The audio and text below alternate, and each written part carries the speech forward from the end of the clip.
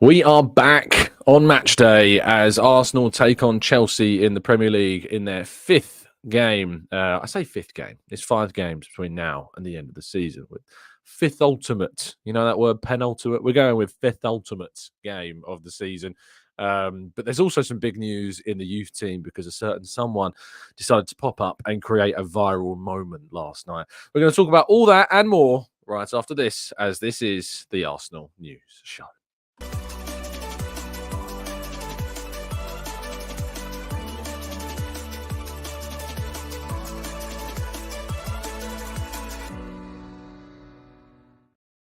Hello and welcome to the Gooner Talk, back again with you guys for another episode of what is the Arsenal News Show. Joining you every single morning at 8 a.m. UK time. Thank you so much, as always, for doing so and joining this to make it a morning routine of yours.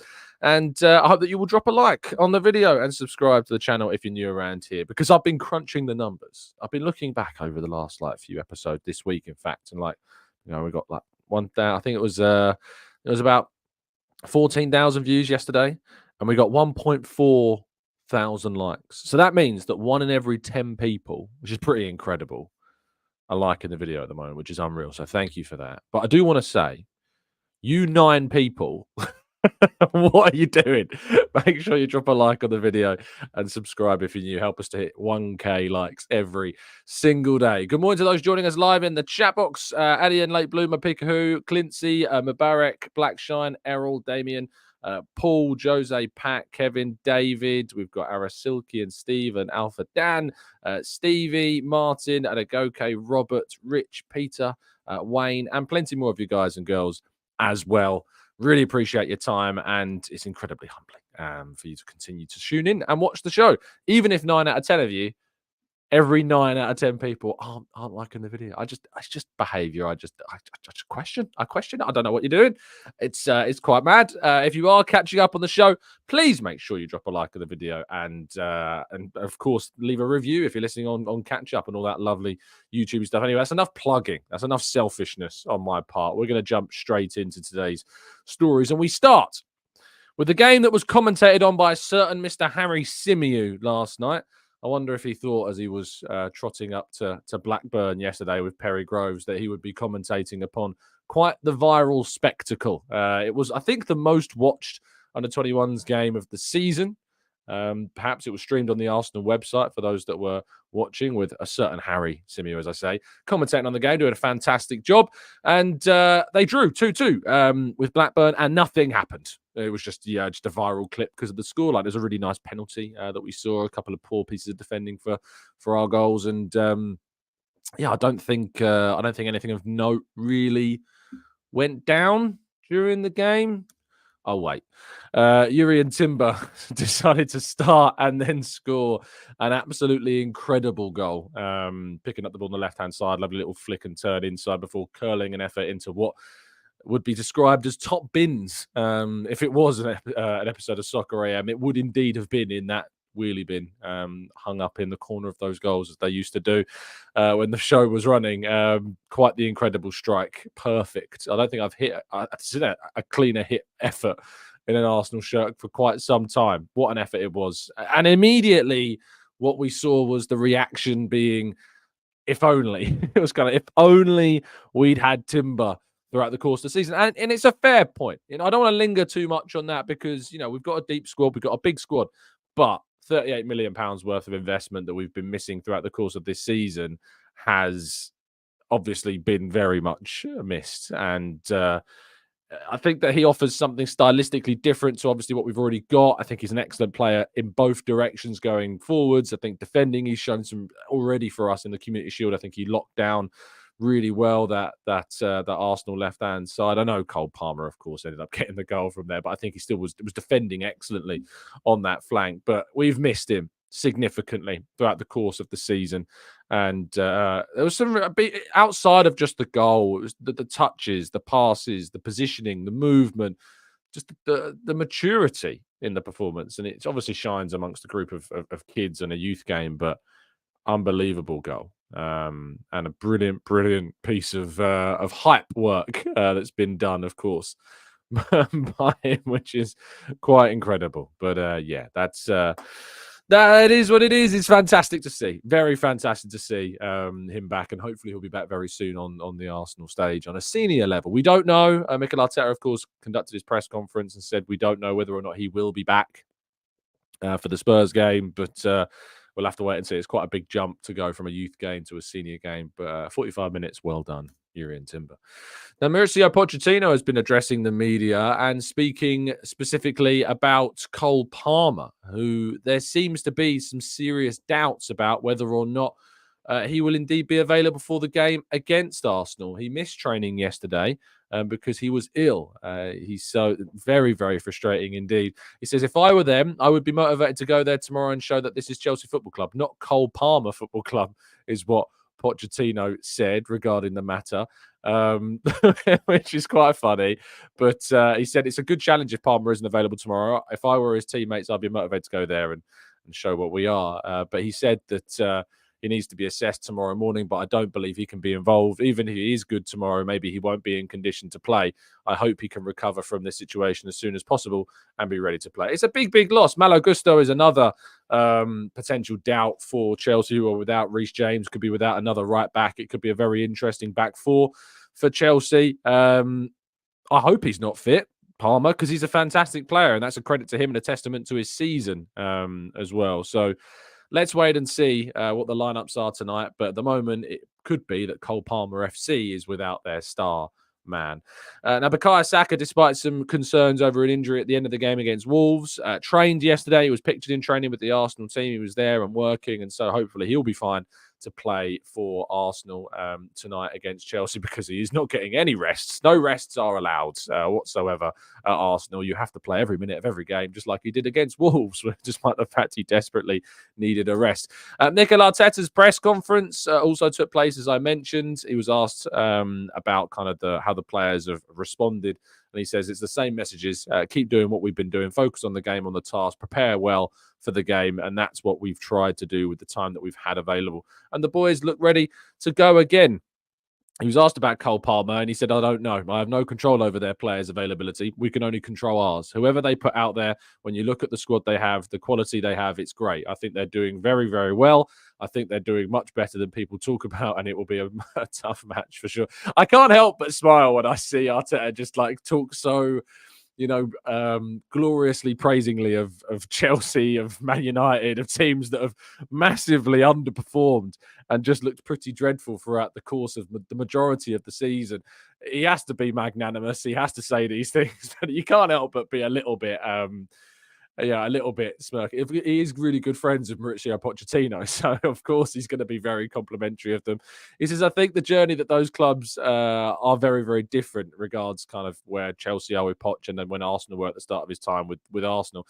Nothing to compare, in my opinion. It's a huge admiration for Mauricio because I've known him since 23 years ago, and I really wish him all the best. He's an incredible manager. He's a huge leader, and he will inspire the club to get what they want to get. That's for sure. He was asked about the win against Wolves, and he says, in terms of the size, it was quite good. It really meant a lot to us, and we are in a great position in the Premier League. We've been like this for 9.5 months, where we want to really give it a real go, and be really determined to do what it is in our hands to try and lift that trophy. And tomorrow we're going to have a very tough opponent in front of us, and we will try to overcome that opponent. I've said before, if Arsenal can get through the 3 games of Wolves, Chelsea, and Spurs, if Arsenal can win those 3 games, I think we've got a great chance. But it is these 2 games here, Chelsea and Spurs, which are going to prove to be the absolute biggest tests, I think, of the season. I know Man United is coming up, but we will have a whole week's rest before that game, which is a rarity for this club.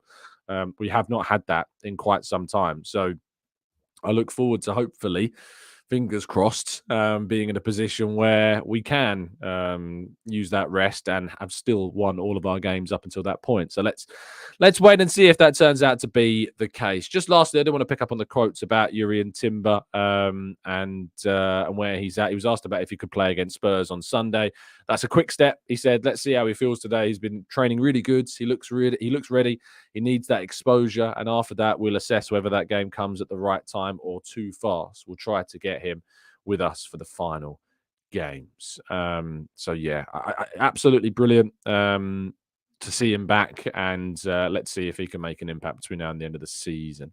Final story, just a bit of transfer news. There were some reports yesterday suggesting that Arsenal were making some moves for the likes of Bruno Guimaraes. Saw a number of outlets reporting this story that Arsenal had approached him. Team News and Ticks, the very well connected Team News and Ticks. If there is an ITK account out there you can usually look to for some reliable information, it is TNAT. And they quote tweeted this story that Ben Jacobs reported initially, saying they'd approached the camp of Bruno Guimaraes, and says Arsenal made contact with multiple targets and their clubs in the last week or so to see if a deal is possible. Bruno Guimaraes is on that list. No idea about the agreement/clause. Yeah, I would welcome Bruno Guimaraes with open arms to Arsenal. I think he's a fantastic player. Questionable person in terms of kind of his behaviour at times. Maybe that would be curbed somewhat if he was to arrive at the club. But I think in terms of adding a midfield of Odegaard, Guimaraes and Rice is something quite special. The line-breaking passes he provides, he can shoot from outside the box. He's an absolute nuisance. And having players like him and Havertz in the team, I think adds a bit of an edge to Arsenal as well that we've lacked in recent seasons. So I really would be very open to Bruno Guimaraes. I know people don't necessarily like the guy, and you don't have to, but you can appreciate what he's like as a footballer. And I really do appreciate his quality. And I really wish we'd have signed him before even Leon signed him when he was at Atletico Paranaense. I really wish we'd signed him from them before he'd gone to Leon, and then his price increased dramatically. But 2 clubs later, maybe we'll end up getting him. We'll have to wait and see for the summer. But he is one of those teams that is open to a move to a Champions League club. One to look out for. The channel, as always, is sponsored and supported by Football Prizes. Make sure you go to the link in the description to check out the Football Prizes website. There's a lot of competitions going on at the moment from plenty of different pieces of football memorabilia, some Arsenal related, some not. But some really interesting prizes always on offer over there. Currently, ending tonight, is a 12-hour competition to win a signed William Saliba shirt. But there is only 25 tickets left on that competition. And there was only 29 available, which is really good odds. So of that 29 tickets, you got a 1 in 29 chance of potentially winning that Saliba shirt. So I recommend you go to the Football Prize website, go over to that winner's choice competition and snap up the tickets that are indeed left and available for it. It's UK only, of course. And best of luck to those that get involved. Right, let's go to part 2 and your questions right after this.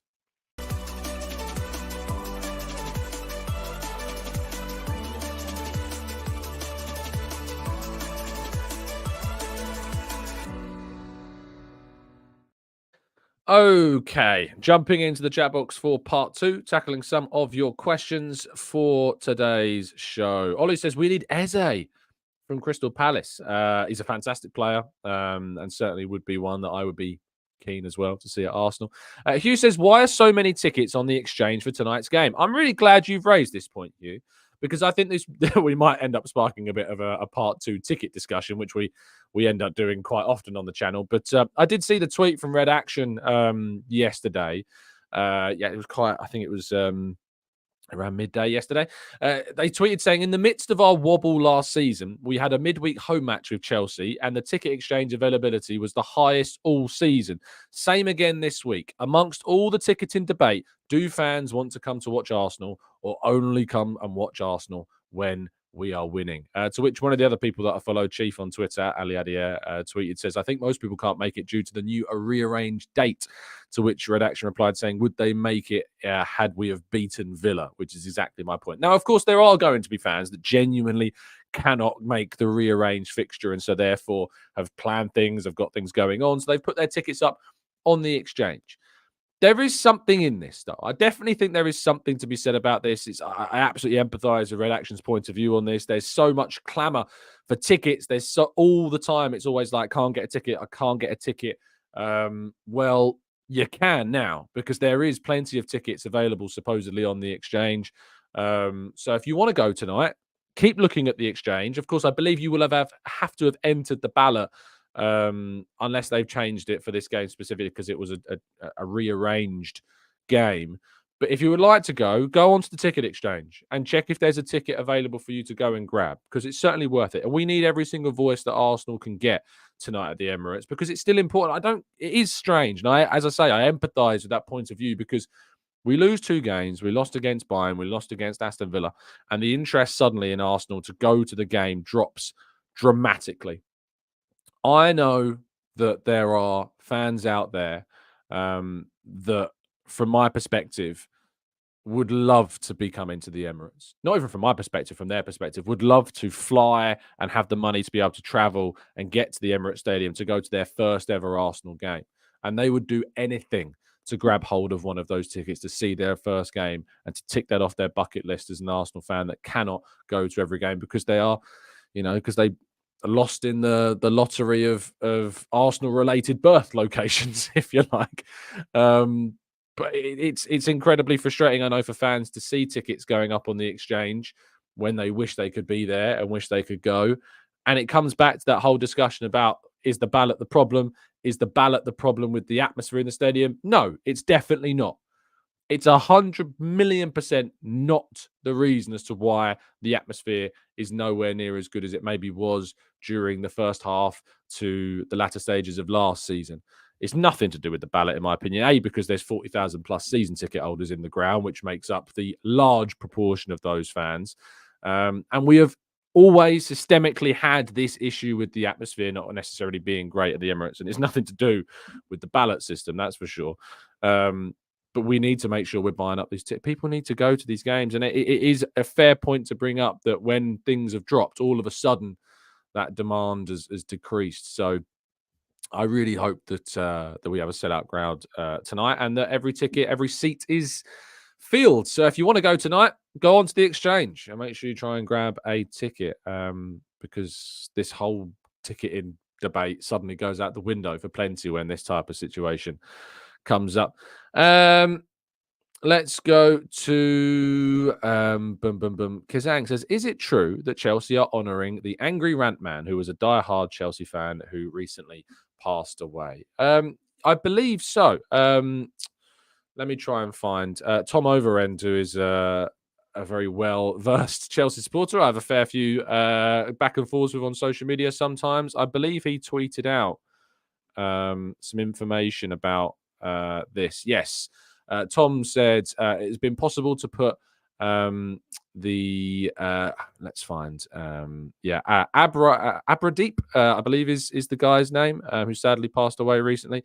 Tom tweeted saying it is possible to put his family in touch with Chelsea to arrange a tribute to Abradeep at Stamford Bridge at an upcoming game and get him included in a match day program. And I'll keep everybody updated. So if you want to get updates on that situation, Tom at Tovers98 is the person that you need to go and follow. But yeah, very sad news to see a fellow content creator. Whether you're a fan of content or style of content of Abradeep, we entertained a lot of people, and it's always sad when sadly we lose somebody. So thoughts are with his family and friends. What is, I'm sure, a very, very difficult time, and I can't imagine losing somebody at such a young age still. So, yeah. But thanks for bringing that up, Kazang. And if Chelsea are indeed paying tribute, fair play. Fair play to him. Late Bloomer Story says, Tom, why can't we keep more clean sheets at home, considering that we are so consistent away from home? It's an interesting one, isn't it? It's very interesting indeed that we've struggled to keep clean sheets at home. Is it the pressure and the expectation of the Arsenal crowd being there? Is it a mental thing? It's a really intriguing point that I don't necessarily have an obvious answer to. Away from home, our team's a little bit more open to be like, in terms of, because they're probably trying to attack Arsenal more when you're at home, which opens up more spaces for us to attack, and then we can get a lead and dominance in the game. Whereas at home, they sit back more. They try and hit on the counter. Is that maybe as a tactical reason behind why that happens? And we're more vulnerable at home. So maybe that's something to do with it. Nadeem says, good morning, Tom. It's my birthday today. Last time on my birthday, we won, and we will win tonight. Well, Nadeem, happy birthday, my friend. Enjoy yourself. And I hope the Arsenal can bring home 3 points for you. Lai says, Tom, there's been a lot of opinions about how Arteta never really rotated the squad. Do you agree? It's less for me about rotation. It's more about how he substitutes players in games. I think there's opportunities to substitute earlier that he hasn't taken to save significant minutes, would be what I would say, more than rotation. I think the in-game side is a bigger point of contention for me with Arteta than the rotation is, because I just don't think we have necessarily the squad to rotate as effectively as what some fans think we should rotate. until we add some more players and replace some key players in the squad when we won't be able to do it. But substitutions definitely could be better. Grantley Poos, who's been a member now for 7 months, says, "Hey, Tom, Jesus or Havertz at number 9 for tonight?" Havertz for me. We didn't manage to get a preview show out for you tomorrow, so just to quickly run through what I'd go for. I'd go with, obviously, Raya in goal, White, Saliba, Gabriel. I think if Tomiyasu's fit, I'd be tempted to go there. If not, I think Kivior is fine to start. I think we need probably more defensive mind. I don't think Zinchenko should start, especially if Cole Palmer does turn out to be fit. They've got a lot of, Madueke, Mudryk, a lot of pace in those wide areas. I think Kivior will be fine to start this one. I would go with Partey if he's fit and available. I'd go Partey, Rice, Ødegaard would be my midfield 3.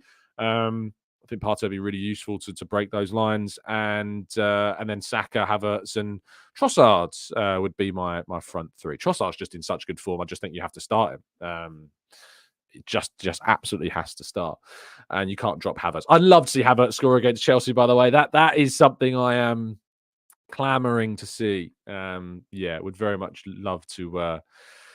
Would love to see it, but maybe we'll see it. Maybe we won't. But I really do hope that we see Havertz pull one off tonight, because it would be pulling a goal off would be fantastic. Ameka says we can take more risk at home due to pressure to score, and that may likely be the reason that we concede more.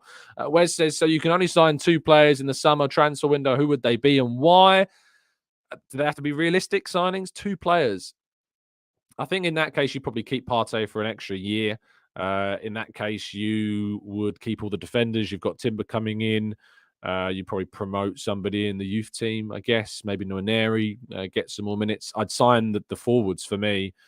I think, and that's, because I think the thing with the midfield is that you can keep Partey for a final year of his deal if you're only limiting me to 2.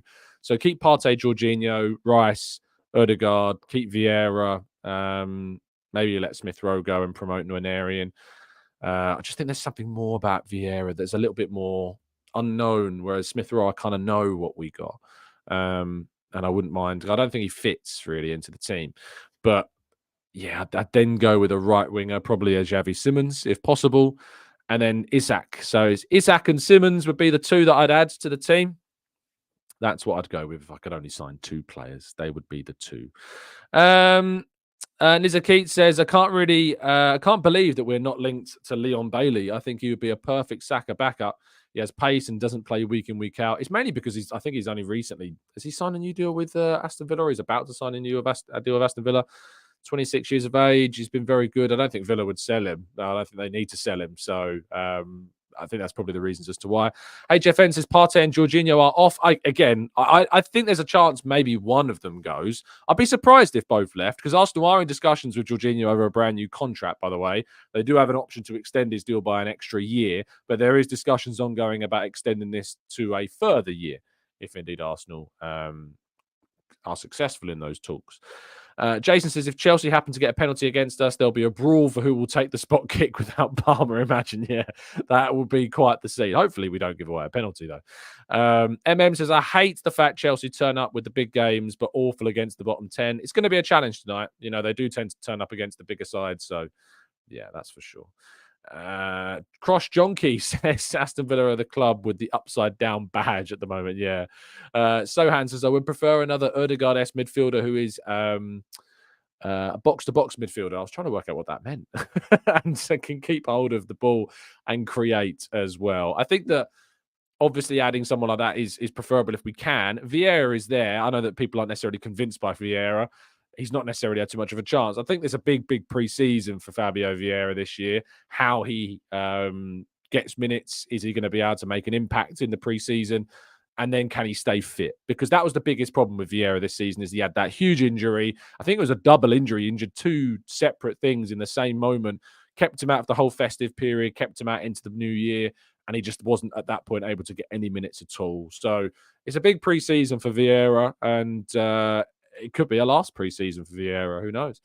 Myself says, which is not me, by the way, just a person with the account called Myself, says, is it bad that I still think that there is still a possibility for us to lose, even when we're facing a team like Forest, for instance? Of course, because it's football.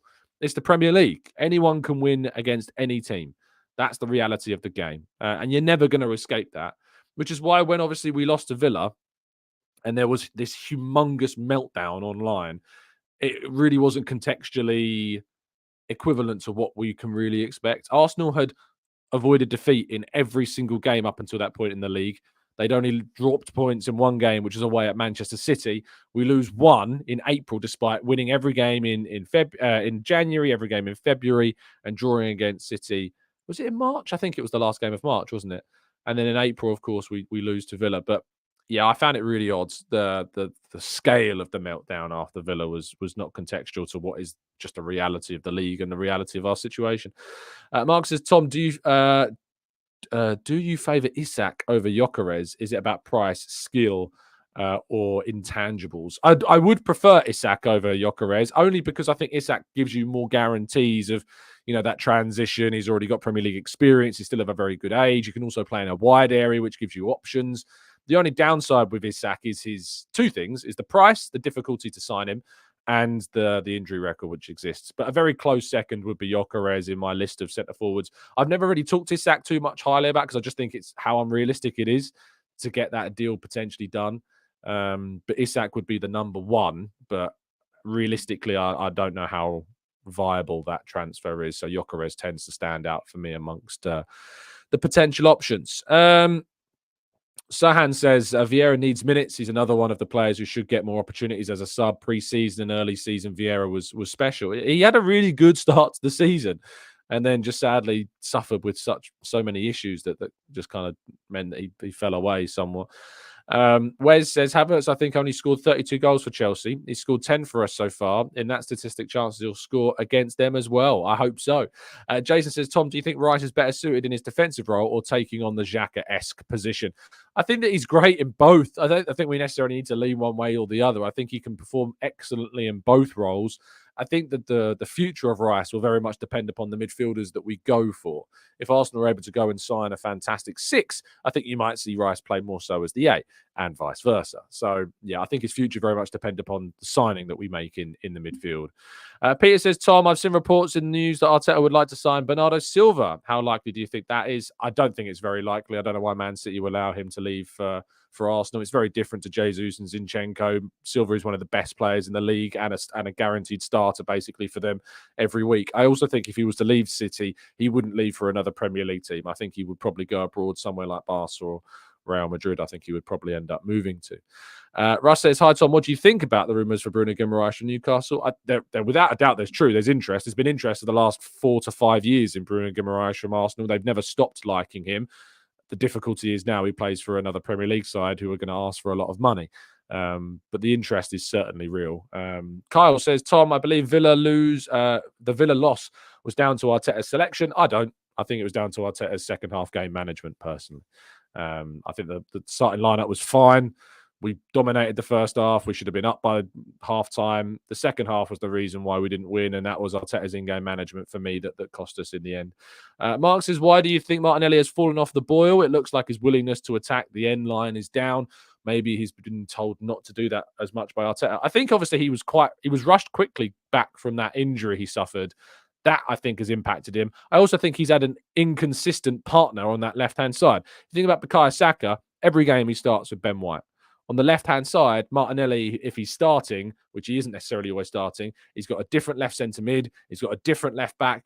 That relationship, those partnerships aren't as stable, aren't as established as what White and Saka is. And Ødegaard is well involved there too. And I think that is potentially thing. And I think Arteta actually alluded to that in his press conference. He was asked by Jordan from The Athletic actually about this. And he was asked about that left-hand side and why it's not been yet. He says, on having more change on the left side than the right. He says, well, the fact is as well that we've had a lot of injuries on that side. Obviously, the fact that we haven't had Thomas for 6-7 months has affected us in a way to play Declan in a different position. But I look at it as something really positive that we have the possibility to change players and find different dynamics and units within the side. And that's really important, is that left-hand side, of course, has got lots of different dynamics and different formations and different choices and depth, but we haven't been able to establish those same levels of partnerships on that left-hand side like we have on the right-hand side.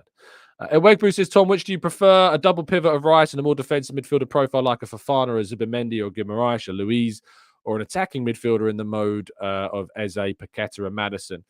It's a good question. It's worth asking. It depends upon the opponent, I think, as well. If you're going up against a big six side, you probably go with your first set of options.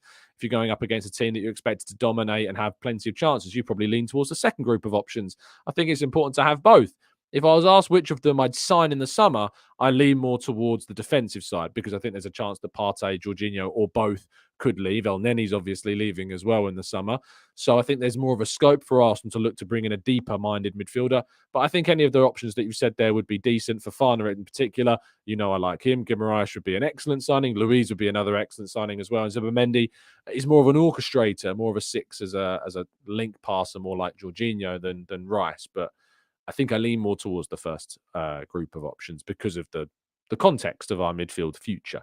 Dwayne says, Tom, do you think we haven't been strongly linked to a 6-8 because there isn't a standout one? I think that's the same for pretty much every position in the field, Dwayne. There isn't necessarily a Declan Rice, as I talked about before. There isn't a Declan Rice for this summer window for us. It is going to be really interesting to see who Arsenal go for. You know, in the summer of 2023, Rice was the standout. In 2022, Jesus was the standout. These were clear players that we'd planned for a long time to go for, and they were our number one targets, and we got them.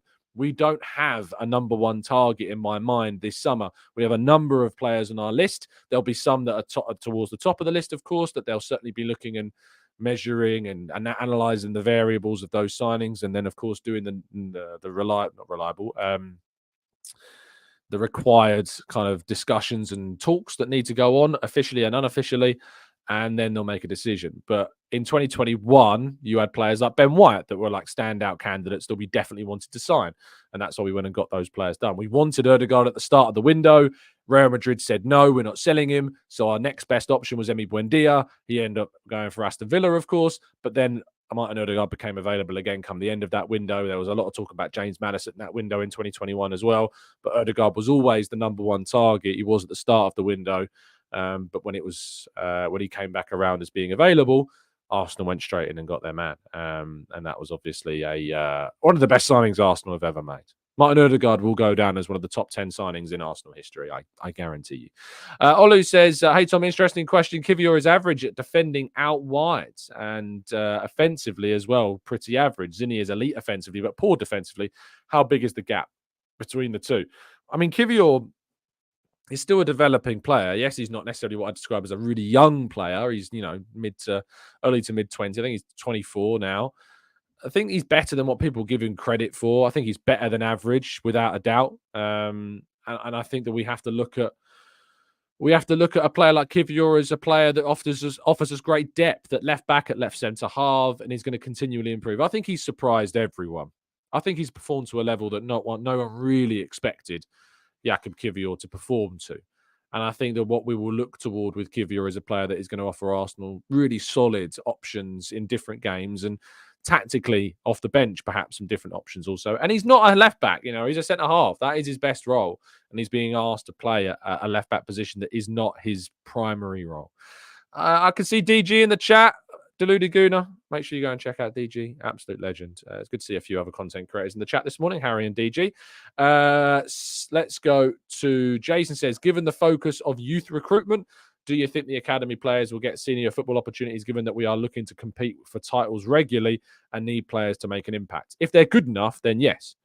But Arsenal and Arteta in particular will only be looking to try and implement and integrate those youth players they deem are good enough, and that absolutely you cannot risk wrecking careers to just give minutes for the sake of minutes. There's been times we should have given those players minutes and we haven't done. And there are times where people think we should have, and rightfully we didn't.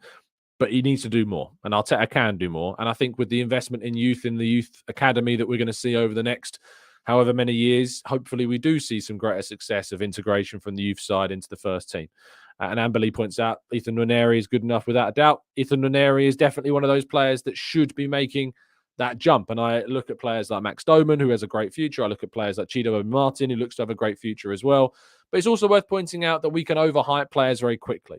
Brooke Norton-Cuffy, Ruel Waters. These are players, of course, that had lots of hype. I don't necessarily think are going to make it. I remember players like Miguel Aziz, looked to be at one point a player that people thought might make it into the first team, should be getting to minutes. He's now playing in something like the third tier of Spanish football, so it can very quickly change. And it's very easy we overhype players very quickly. You've got to be patient. You've got to manage them correctly. But it's really, really important because the gap between youth football and senior football is it's just massive. It's huge. It's not even comparable, really. And that's why you see most youth players going on loan to like League One, League Two teams, because that's the level. And sometimes they don't even get starts or enough minutes there. Charles Saka Jr., Charlie Patino currently playing for Swansea. They're not playing. And that's the problem. Mark says, Zinchenko, when he plays, usually found roaming in the midfield. What about starting him there? He'd be a solid defensive midfield option with Kivior and Tomiyasu. I don't buy this. I really don't. I get it. He plays there kind of stylistically when he starts at left back. But if you start Zinchenko in midfield, I think it changes the dynamic of the structure we're looking to achieve. He's not a midfielder. He's an inverted player that plays that very specific tactical role. I get why people want him to play there and don't want him to be a liability defensively at left back, but I just can't see it. And we've never done it. I can't think of a game where we've ever started him as a midfielder with a more natural left back behind him. Maybe we've made some subs and he's done that, but I don't think he's ever started a game for Arsenal in midfield. I know he does a different role for Ukraine, and there's a good reason for that, because Ukraine don't play like Arsenal. It's a very different system. He has never started a game in midfield for Arsenal, and I think there's a very good reason for that. It's really easy to turn around and say, yes, he does play there for his country, but I just don't think it. I don't think it's the right role in this Arsenal setup. I don't think he would play the same role that when he plays in midfield for Ukraine. Just because you play in midfield for your country doesn't mean you can suddenly do it for your club in a very different system and philosophy as well. But yeah, it doesn't come close to Arsenal's level of midfielders. Like, if you think about how good midfielder Rice is, when you got a fully fit Partey, Odegaard, these are established, some of the best midfielders in the world. Zinchenko doesn't come close to that ability in midfield, but he's very good at playing in the position that Arteta wants him to play, as a progressor, as a suffocator of opposition backlines at times, in the way in which we can kind of, play the ball around the box and keep them pressurized and held back and pushed back. But I don't think it would work starting in midfield for us. I could be proven wrong. Who knows? You never know. But I don't think it would work for us. I don't think he ever would start for us. I don't think there's ever a need to start him in midfield either.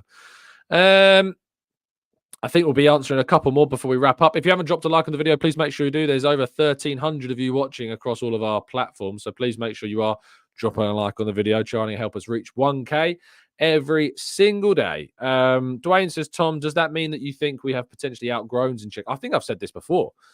I think there's a lot of question marks about Arsenal's recruitment sometimes, about, the fact we've signed players like Jesus and Zinchenko, and now we're saying we need to replace them. Well, when we signed those players, the aim was to get back into Champions League. Those players have helped us do that. Now we're looking to establish ourselves as title challengers and competitors to Manchester City. Well, both of those players were players that left Manchester City because they tried to level up from those players. So to try and then compete with the team that they've left is very difficult, and I think, yes, there is an argument that we will need to upgrade upon those players. Does it mean that you necessarily sell them? I don't know. I think there's a place for Jesus in this team, even if he's not a starter, because I think he's a very good player. Is the same said for Zinchenko? I think less so, because you've got Tomiyasu, you've got Kivior, you've got Timber, and who knows? There's suggestions that Arsenal want to sign another left back. So I think with Zinchenko, there's more of a chance he goes, especially because he's only got 2 years left on his contract after this season, and Arsenal don't tend to like keeping their players on deals that are now going under 2 years. So I think it could be a very interesting summer window for Zinchenko.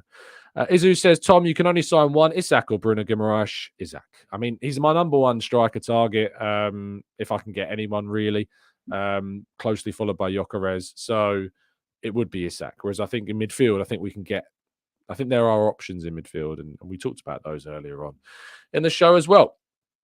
Kwesi says, Tom, what do you think about Cole Palmer in the left eight? I think he's best playing as far forward as possible, and he's never leaving Chelsea. Let's be real. They're never going to sell him. Ajmal says, I don't feel so confident today as Chelsea would play mid-blocks like our previous meetings. We struggle against the mid-block this season, and Gallagher pressing with the two lungs against our tired legs. Let's wait and see. It's going to be a very, very interesting game tonight. Very tactical game. The selection is going to be key. How Arsenal approach it. The early goal is going to be important. Chelsea got an early goal against us last time, remember, and that really did dictate the game. So I think that it's key to remember that. Last one from Boss, who says, Kimmich or Bruno? Kimmich. World class, elite, established. And I think in the next 2 to 3 years would be a perfect midfield addition, whilst we then wait for the next big thing to come along as well. Right. Thank you so much for listening. Appreciate your time. Do drop a like, and I hope you have a fantastic day. Stay safe, stay well, stay happy and respectful as always. And I look forward to breaking down tonight's game with you tomorrow morning at 8 a.m. I'll be back to talk all things Arsenal and Chelsea tomorrow morning at 8. So I'll see you then. Have a great Tuesday. Enjoy yourselves. Stay relaxed. Stay calm throughout the day. And I look forward to it. And as always, of course, I don't know why I'm struggling with this outro so much. I've just kind of like waffled. But as always, up the Arsenal.